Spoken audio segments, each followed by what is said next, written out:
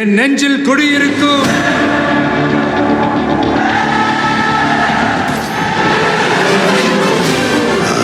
தளபதி. Hello நண்பன், எப்படி இருக்கீங்க? இன்னைக்கு நம்ம வீடியோ எதை பற்றி இருக்க போகுது, யாரை பற்றி இருக்க போகுது அப்படின்றது பல பேருக்கு தெரிஞ்சிருக்கும். ஏன்னா அதற்கான ஹிண்ட்டை நேற்று நான் கொடுத்துட்டேன். ஸோ இன்றைக்கி ரொம்ப ஆர்வமாக நீங்கள் வெயிட் பண்ணிகிட்டு இருப்பீங்க. எப்படி நான் இவனை வச்சு செய்ய போகிறேன், இவனை நான் என்ன மாதிரிலாம் கிழிக்க போகிறேன் அப்படின்னு ரொம்ப ஆர்வமாக உட்காந்துருவீங்க. ஏன்னா இப்போ கொஞ்ச நாளாக நான் வந்து ரொம்ப சைலண்ட் மோடில் வீடியோ போடுறதுனால உங்களுக்கே போர் அடிக்குது போல இருக்குது, சரியாக பார்க்க மாட்டேங்கிறீங்க. அதுன்றது நமக்கு தெரியுது. இருந்தாலும் வேலை பிரச்சனைகள் இருக்குது, மற்ற பிரச்சனைகள் இருக்குது. நமக்கு ஒரு டயத்துக்கு வீடியோ வந்து ரிலீஸ் பண்ண முடியல. இன்றைக்கி பண்ணோம்னா நாளைக்கு பண்ணுறேன், நாளைக்கு பண்ணேன், நாளை கழிச்சு பண்ணுறேன், இப்படி போய்கிட்டு இருக்க ஒரு நேரத்தில் நமக்குன்னு வந்து சிக்கிறான் பாருங்க ஒரு சில்வண்டு தான் இந்த மூக்கு நோண்டி மூதேவி. அந்த மூக்கு நோண்டி மூதேவி அப்படி ஒரு வேலையை செஞ்சுருக்கு. அது என்ன, ஏன், எதுக்கு, அதை உருப்படியாவது செஞ்சுருக்கா இல்லையான்றதை இந்த வீடியோவில் நம்ம பார்க்க போகிறோம். ஏன்னா இந்த திருட்டு கும்பல் இருக்காங்கல்ல, இவங்களுக்கு சின்ன சின்ன விஷயத்த கூட ஒழுங்காக பண்ண தெரியாத இத்து போன ஈத்தரங்களாக இருக்கிறாங்க. இவங்களை வச்சுக்கிட்டு எப்படி தான் வந்து அப்பா வந்து கட்சி நடத்துகிறான்னு தெரியல. ஏன்னா இந்த பெண் நிறுவனம் ஒருத்தர் இருக்கிறானே, இவங்க வந்து இந்த மாதிரி இன்னும் நீங்கள் 1000 இன்ஃப்ளூயன்சர் வச்சுருந்தா கூட உங்கள் கட்சி நக்கிக்கிட்டு தான்டா போவோம் அப்படின்றதே நான் ஆரம்பத்தில் சொல்லிக்கிறேன். வாங்க இந்த மூக்கு நொண்டி என்னெல்லாம் பண்ணியிருக்கு, ஏன் இந்த வீடியோ அப்படின்றத நான் உங்களுக்கு டீட்டெயிலாக எக்ஸ்பிளைன் பண்ணுறேன். என்னோட சேனலுக்கு யாராவது ஃபஸ்ட் டைம் வரீங்க அப்படின்னா சப்ஸ்கிரைப் பண்ணிவிட்டு பெல் பட்டனை ப்ரெஸ் பண்ணுங்கள், ஷேர் பண்ணுங்கள், மறக்காமல் உங்கள் கமெண்ட்ஸை போட்டிருக்கேன். அதோட என்னோடய வாட்ஸ்அப் குரூப்பில் வந்து சேரணும் அப்படின்னா லிங்க் டிஸ்கிரிப்ஷனில் இருக்குது, அதை கிளிக் பண்ணி உள்ளே வந்து ஜாயின் பண்ணிங்க. வாங்க உள்ளே போகலாம்.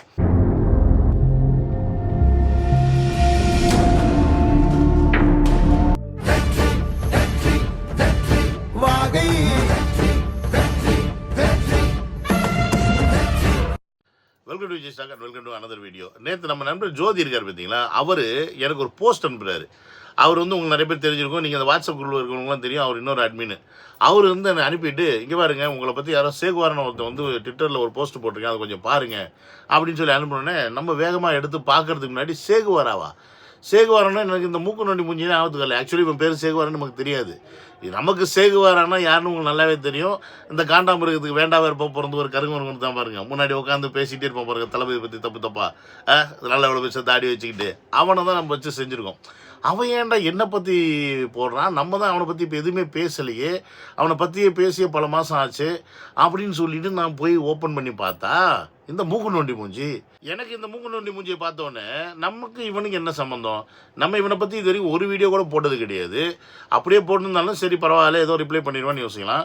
நம்ம இவனை பற்றி பேசினதே இல்லையப்பா. இவனோட சேனலை வந்து முன்னாடி வந்து பார்த்துருக்கேன். ஒரு பொண்ணை வச்சுருப்பான், அப்படின்னு 2 பேரும் உட்காந்து கலாய்ச்சி ஒரு வீடியோ போட்டுட்டு இருந்தாங்க. நம்ம கோசு தான் முன்னாடி பண்ணிட்டு இருந்தாங்க, அந்த அரசியல் டாபிக் எடுத்து அந்த மாதிரி கலாய்ச்சி வீடியோ போடுறது. அப்புறம் கோசு போனதுக்கு அப்புறமா இவங்க தான் வந்து பண்ணிக்கிட்டு இருந்தாங்க.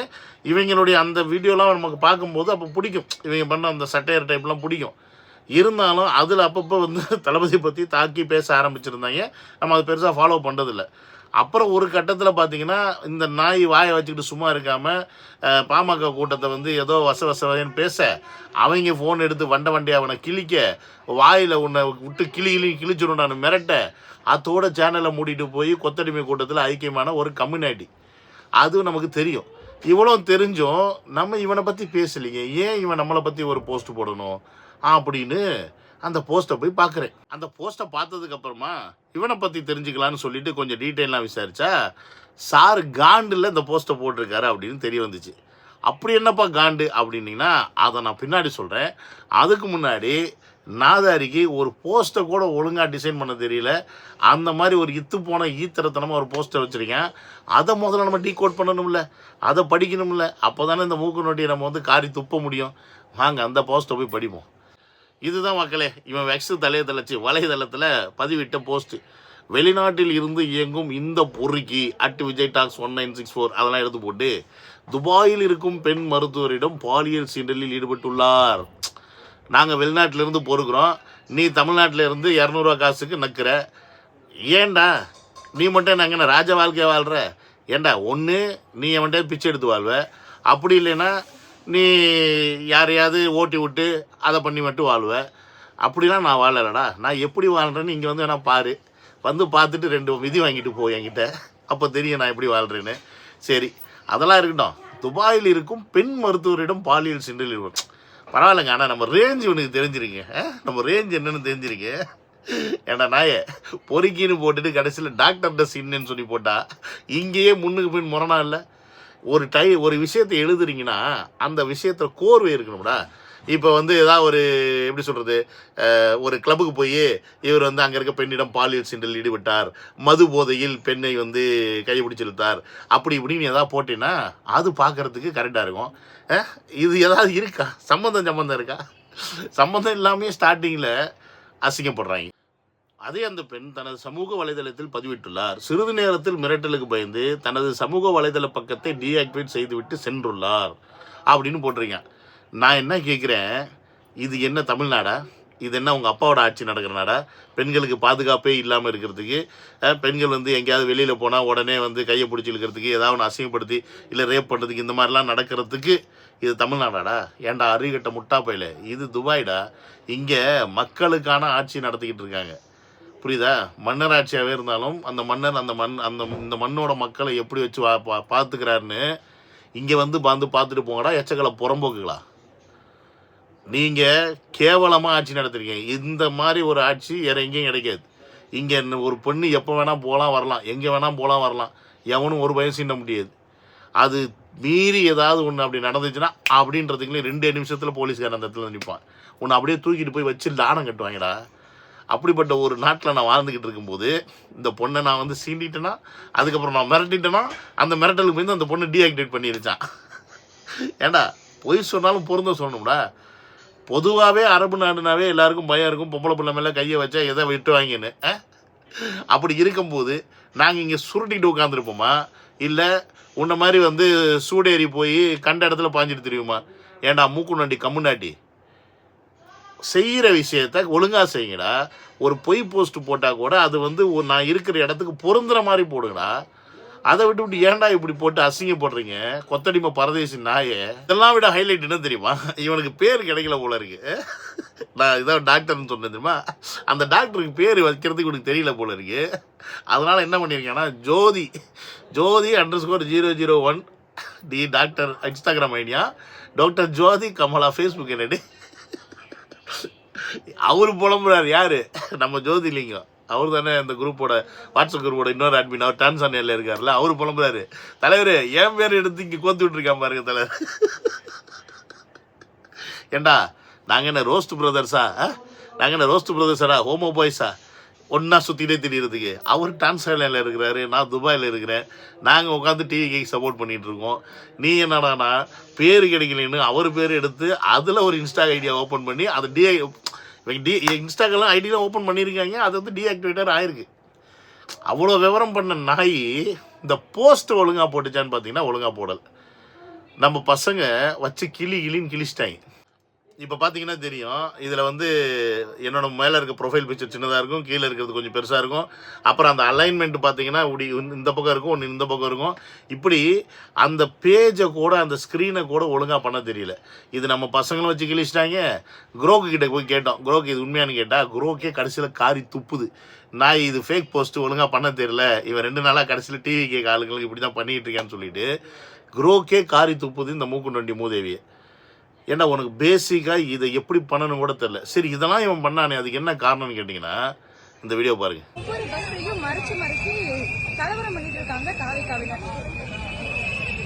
இப்போ இந்த பொண்ணு வந்து பார்த்தீங்கன்னா ஒரு கொத்தடிமையோடைய டீம் தான் இது, ஓகேங்களா? நக்கீரன் கோபால் கூடலாம் நின்று ஃபோட்டோ எடுத்துருக்கக்கூடிய ஒரு பொண்ணு தான் இது. வந்து என்ன போர்ட்ரே பண்ணுது, பசங்க வந்து பயங்கர கலவரம் பண்ணுறாங்க, இந்த சிம்பிளை வச்சுக்கிட்டு ரொம்ப டார்ச்சர் பண்ணுறாங்க, எங்களால் பேசவே முடியல, எதுவுமே பண்ண முடியல அப்படின்னு சொல்லிட்டு ஒரு விஷயத்தை வந்து பூத்துது பாருங்கள். இது கொத்தடிமையாக இருந்தாலுமே அந்த சொல்லக்கூடிய விஷயம் வந்து உண்மைதான். இந்த வீடியோ தான் மக்களே காரணம். இந்த வீடியோவில் இப்போ இந்த பொண்ணை பற்றி நான் பேசிட்டேன்னா, ஆக்சுவலி இந்த பொண்ணு யாருன்னா நமக்கு தெரியாது. 2 நாளாக சோஷியல் மீடியாவில் பயங்கர வைரலாக போயிட்டு இருந்துச்சு. நம்ம விசில் சின்னம் கிடச்சதுக்கப்புறமா நானும் சரி வந்த அன்னைக்கு இந்த பொண்ணை பற்றி அந்த விஷயம் வைரலான அன்றைக்கே எடுத்து போட்டுடலான்னு வீடியோ போடணுன்னு பார்த்துக்கிட்டு இருந்தேன்.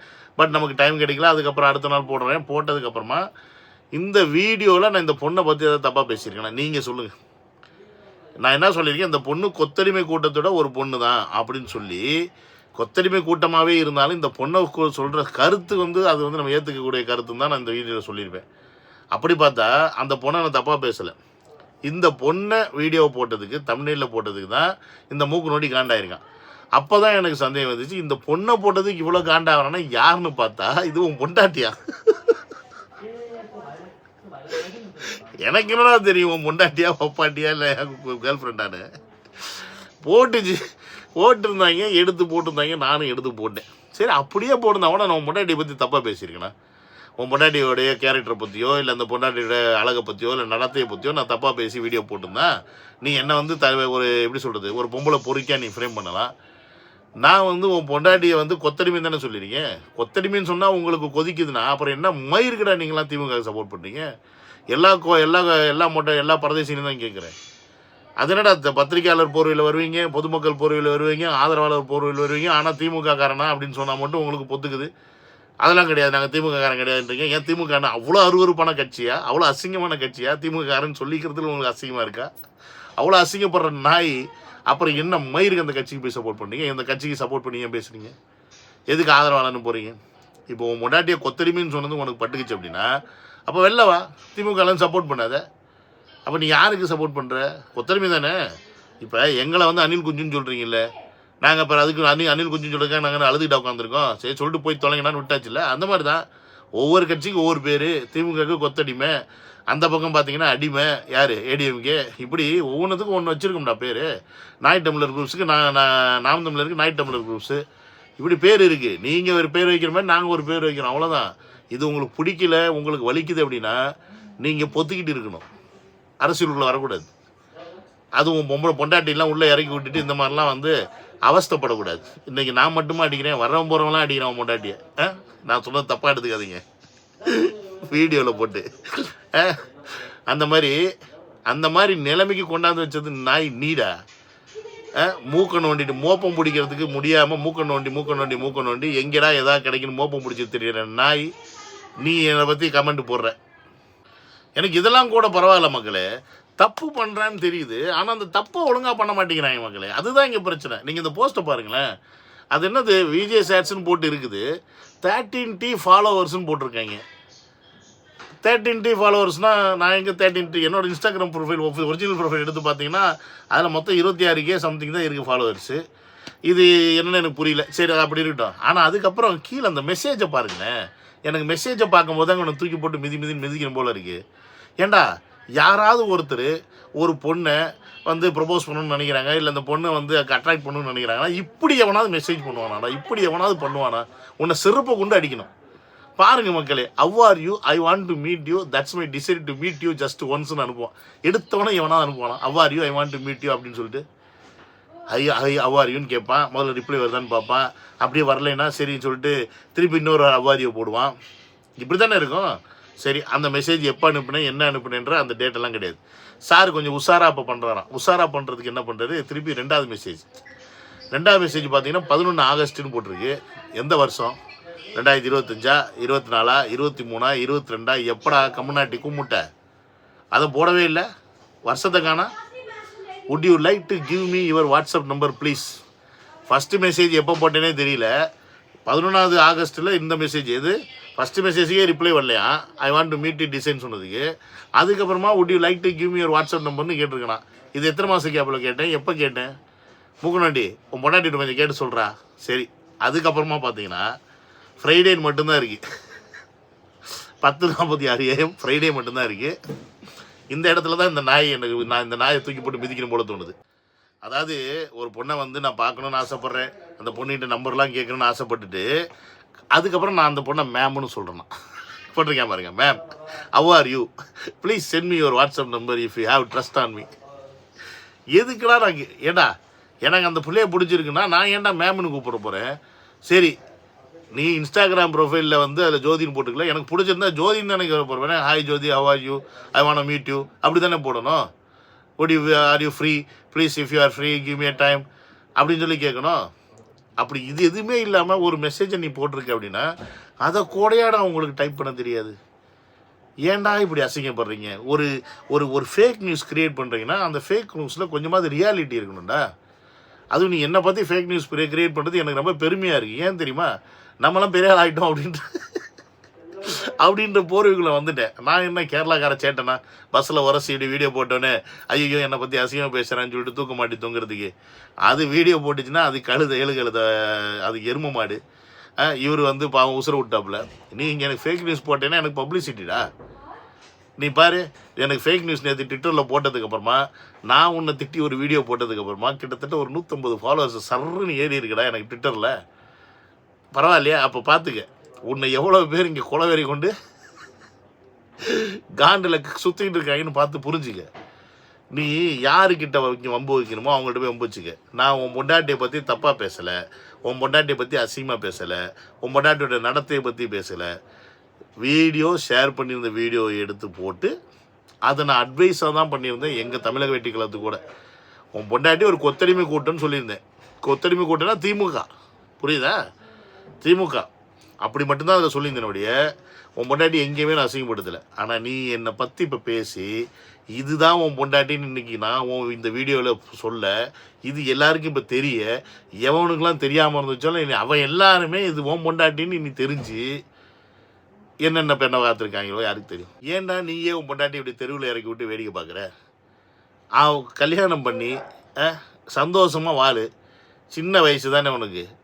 நிம்மதியாக இருங்க. யார் வேண்டான்னா சந்தோஷமாக இருங்க. எங்கேயா ஊரை சுற்றுங்க, ஜாலி பண்ணுங்கள், ஜல்சா பண்ணுங்கள். அதெல்லாம் விட்டு ஏன்டா இந்த அரசியல் களத்துக்குள்ளே வந்துக்கிட்டு அவஸ்தைப்பட்டுக்கிட்டு அடி வாங்கிக்கிட்டு தேவையா இது? மூக்கணுண்டி நான் உண்டு, என் வேலை உண்டு. நான் யார் ஒம்புக்கும் தும்புக்கும் போகாமல் எனக்கு தெரிஞ்ச ஏதோ வீடியோவை எடுத்து நான் வாட்டுக்கு போட்டுக்கிட்டு கிடக்கிறேன், புரியுதா? நான் வந்து உன்ன மாதிரி பெரிய வீடியோஸ் செட்டப்பு லொட்டப்புலாம் வச்செல்லாம் பண்ணுற ஆள் கிடையாது. இண்டிவிஜுவலாக இருக்கிற ஒரு ஆள் தான். நான் தான் எல்லாத்தையும் பண்ணிக்கிட்டு இருக்கேன். தப்புன்னு ஒரு விஷயம் பண்ணுச்சுன்னா அதை எடுத்து நான் பேசுகிறேன். தப்பு இல்லைன்னா நான் அதை பற்றி நான் கண்டுக்கிறதுல பரவாயில்ல, ஓகே ஃபைன் அப்படின்னு போயிடுவேன். அந்த மாதிரி பண்ணிக்கிட்டு இருக்கேன். என்கிட்ட தேவையில்லாமல் வந்து வாயை கொடுத்து வாங்கி கட்டிக்காதீங்க. இதோட நிறுத்திக்க. இதில் கூட நான் உன்னை தான் பேசியிருக்கேன். இதை நான் இன்னும் எப்படி பேசணும்னு நினச்சிருந்தா அப்படியே நான் பேசியிருக்கலாம். உன் பொண்டாட்டி இழுத்து வச்சு கூட என்னால் பேசியிருக்க முடியும். ஆனால் அதெல்லாம் நான் கிடையாது. அது என்னுடைய தராதரமும் கிடையாது. முதல்ல அதை புரிஞ்சுக்க. திரும்ப சொல்கிறேன், உன் பொண்டாட்டியை பற்றி நான் அந்த வீடியோவில் போய் பார்த்தேன்னா உனக்கு தெரியும் நான் தப்பாக பேசலை. உன் பொண்டாட்டி சொன்ன கருத்து சரின்னு தான் சொல்லி தான் பேசியிருக்கேன். அப்படி பார்த்தா நீ பாராட்டி தாண்டா வீடியோ போட்டுக்கணும். மூதேவி, உனக்கு கொஞ்சமாவது அறிவு இருந்துச்சுன்னா பார்த்தீங்களா என் பொண்டாட்டி கரெக்டாக தான் பண்ணி சொல்லியிருக்கு, இவர் வந்து அந்த பாயிண்ட்டை கரெக்டுன்னு தான் சொல்கிறாருன்னு சொல்லி நீ ஒரு நல்ல புருஷனாக இருந்ததுன்னா அந்த பாயிண்ட்டை எடுத்து வச்சு நீ நல்லபடியாக ட்வீட் போட்டிருக்கணும். ஆனால் அதுக்கு பதிலாக வெஞ்சன்ஸை தீக்கிறேன்ற பேர் வழியில் நீ ஒரு விஷயம் பண்ண பற்றியா விடமா, இது கடைசியில் உனக்கு தான் பேக் ஃபயர், உன் பொண்டாட்டி தான் பேக் ஃபயர். அதனால் அதை புரிஞ்சுக்க. முதல்ல யார் என்ன பேசுகிறாங்கன்றதை பார்த்து அதுக்கப்புறமா அதுக்கு கமெண்ட்டை போடுங்கடா, இல்லை அதுக்கப்புறம் அதுக்கான ஆக்ஷன் எடுக்கடா. அதை விட்டுவிட்டு ஏன்டா இப்படி தேவையில்லாததை பண்ணி இப்படி அவஸ்தை ஆகிக்கிறீங்க? என்ன ஜென்மங்களோ. எனியோ மக்களே, இந்த மாதிரி கொத்தடிமை கூட்டம்லாம் வரத்தான் செய்யும், போத்தான் செய்யும். பரவாயில்ல, நம்மளை பற்றியும் ஃபேக் நியூஸ் போடுறாங்க அப்படின்னும் போது நம்மளும் ஓரளவுக்கு வளர்ந்துட்டோம் அப்படின்ற ஒரு சந்தோஷமும் உள்ளுக்குள்ளே இருக்க தான் செய்யுது. அதே சந்தோஷத்தோடு முடிச்சுக்கிறேன். See you on another video. Love you all. Take care. Bye bye.